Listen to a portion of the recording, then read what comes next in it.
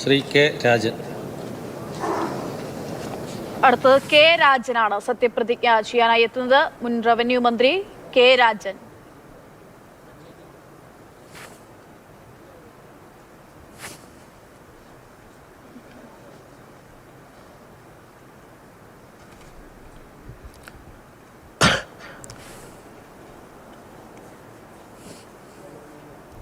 K Rajan എന്ന ഞാൻ നിയമസഭയിലെ ഒരു അംഗമായി തിരഞ്ഞെടുക്കപ്പെട്ടിരിക്കുന്നതിനാൽ നിയമം വഴി സ്ഥാപിതമായ ഭാരതത്തിൻ്റെ ഭരണഘടനയോട് ഞാൻ നിർവ്യാജമായ വിശ്വസ്തതയും കൂറും പുലർത്തുമെന്നും ഞാൻ ഭാരതത്തിൻ്റെ പരമാധികാരവും അഖണ്ഡതയും നിലനിർത്തുമെന്നും ഞാൻ ഏറ്റെടുക്കാൻ പോകുന്ന കർത്തവ്യം ഞാൻ വിശ്വസ്തയോടുകൂടി നിർവഹിക്കുമെന്നും സഗൗരവം പ്രതിജ്ഞ ചെയ്യുന്നു.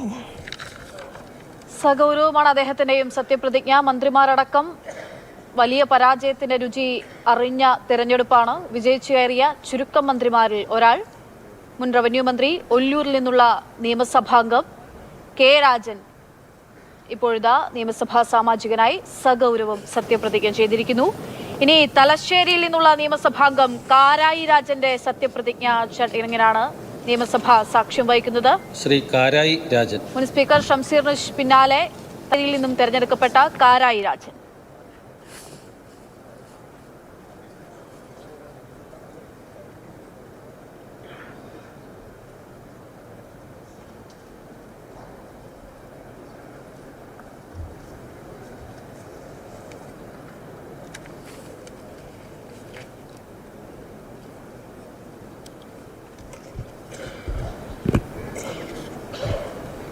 കാരായി രാജൻ എന്ന ഞാൻ നിയമസഭയിലെ ഒരംഗമായി തിരഞ്ഞെടുക്കപ്പെട്ടിരിക്കുന്നതിനാൽ നിയമം വഴി സ്ഥാപിതമായ ഭാരതത്തിൻ്റെ ഭരണഘടനയോട് ഞാൻ നിർവ്യാജമായ വിശ്വസ്തതയും കൂറും പുലർത്തുമെന്നും ഞാൻ ഭാരതത്തിൻ്റെ പരമാധികാരവും അഖണ്ഡതയും നിലനിർത്തുമെന്നും ഞാൻ ഏറ്റെടുക്കുവാൻ പോകുന്ന കർത്തവ്യം ഞാൻ വിശ്വസ്തയോടുകൂടി നിർവഹിക്കുമെന്നും സഗൗരവം പ്രതിജ്ഞ ചെയ്യുന്നു. അദ്ദേഹം തലശ്ശേരിയിൽ നിന്ന് 20,523 വോട്ടുകളുടെ ഭൂരിപക്ഷത്തിലാണ് കേരള നിയമസഭയിലേക്ക് എത്തുന്നത്.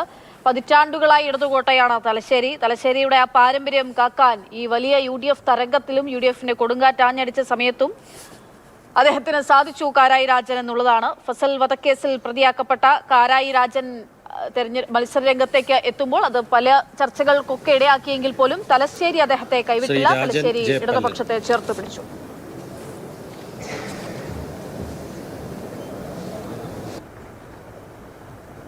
രാജൻ ജെ പല്ലൻ 82ാമത് ആണ് അദ്ദേഹം. രാജൻ ജെ പല്ലൻ തൃശ്ശൂരിൽ നിന്നുള്ള നിയമസഭാംഗം. അദ്ദേഹമാണ് അടുത്തതായി സത്യപ്രതിജ്ഞ ചെയ്യുന്നത്. രാജൻ ജെ പല്ലൻ എന്ന ഞാൻ നിയമസഭയിലെ അംഗമായി തിരഞ്ഞെടുക്കപ്പെട്ടിരിക്കുന്നതിനാൽ നിയമം വഴി സ്ഥാപിതമായ ഭാരതത്തിൻ്റെ ഭരണഘടനയോട് ഞാൻ നിർവ്യാജമായ വിശ്വസ്തയും കൂറും പുലർത്തുമെന്നും ഞാൻ ഭാരതത്തിൻ്റെ പരമാധികാരവും അഖണ്ഡതയും നിലനിർത്തുമെന്നും ഞാൻ ഏറ്റെടുക്കാൻ പോകുന്ന കർത്തവ്യം ഞാൻ വിശ്വസ്തയോടുകൂടി നിർവഹിക്കുമെന്നും ദൈവത്തിൻ്റെ നാമത്തിൽ സത്യം ചെയ്യുന്നു. ദൈവത്തിൻ്റെ നാമത്തിലാണ് അദ്ദേഹത്തിൻ്റെ സത്യപ്രതിജ്ഞ. UDFന്റെ അംഗം കഴിഞ്ഞ കുറേ നാളുകളായി വിജയിക്കാൻ കഴിയാതിരുന്ന ഒരു സീറ്റാണ്. ആ സീറ്റ് ഇത്തവണ UDF പിടിച്ചെടുക്കുന്നു. രാജൻ ജെ പല്ലനിലൂടെ പിടിച്ചെടുത്ത സീറ്റ് ആലങ്കോട് ലീലാകൃഷ്ണനെ പരാജയപ്പെടുത്തി നിയമസഭയിലേക്ക് എത്തുന്ന രാജൻ ജെ പല്ലൻ ഇപ്പോൾ സത്യപ്രതിജ്ഞ ചെയ്യുകയാണ്.